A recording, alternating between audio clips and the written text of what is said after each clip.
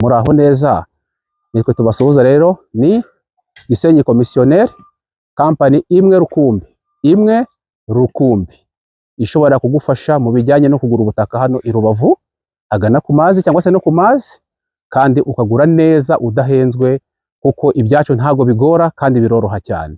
Tugirana ibiganiro kandi ibiganiro byacu rwose biba biri online, nta byo gukabya birimo. Uyu munsi rero turimo turatembera kuri iyi parcelle.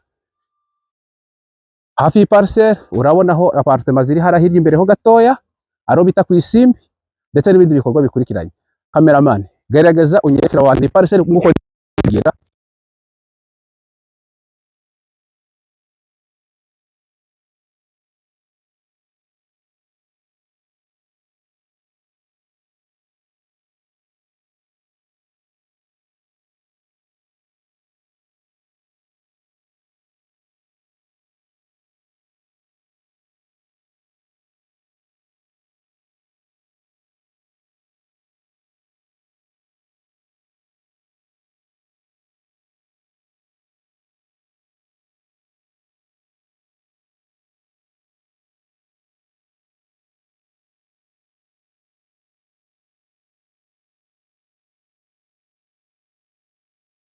Murabona ko parcelle yose tumaze kuyibereka. Aha hari mu ndangiro zayo, twaturutse ni ku ntuza, aha n'aka hoteli, aha n'abandi barimo kubaka, niko bategereje ngo iyi mihanda nayo imaze itunganywe neza, nta bikabyo birimo rwose. Namwe murabyirebera, dore ahantu duhagaze, ngaba abatekinisiye b'umuhanda bari kugenda batera borne, dore ngaba hakurya yacu, dore barane bari kugenda baca batera borne uko bagiye gukata imihanda.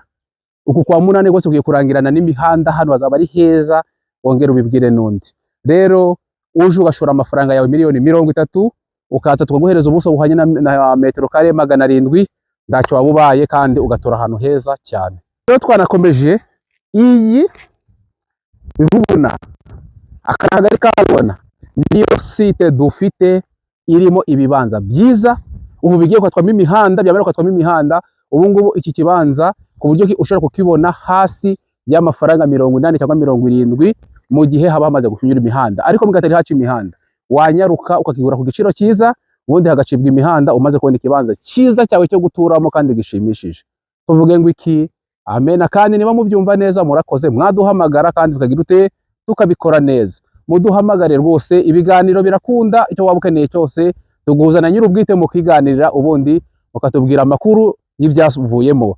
Nta kindi tubasaba, nukuze tukabahuza na ba nyir'ubwite mu gihe muduhamagaye mukaganira nabo. Murakoze.